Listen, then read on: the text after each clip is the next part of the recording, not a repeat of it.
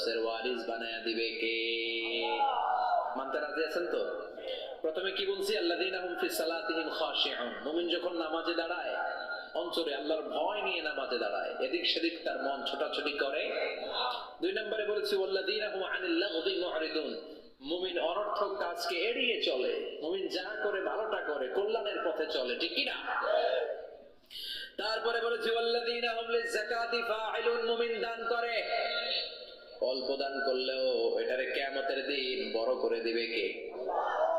এরপরে মুমিন তার লজ্জাস্থানের হেফাজত করে। তারপরে মুমিন যদি মুমিনের কাছে আমানত রাখা হলে ওই আমানতের হেফাজত করে। তারপরে মুমিন যদি কারোর কাছে ওয়াদা দেয়, কোনো প্রতিশ্রুতি দেয়, প্রতিশ্রুতি রক্ষা করে।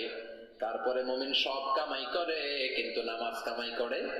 ওয়াল্লাযীনা হুম আলাস সালাওয়াতি ইউহাফিজুন। তারা সালাতকে হেফাজত করে, সব নষ্ট হয়, তাদের সালাত নষ্ট হয় না। চিল্লায় কোন ঠিক কিনা? এই সাতটা গুণ কোন মুমিনের মধ্যে থাকলে তার জান্নাতের মালিক বানায় দিবে কে? এই সাতটা বৈশিষ্ট্যের উপর, গুণের উপর কি আমরা আমল করতে পারি না? পারবো না ইনশাআল্লাহ?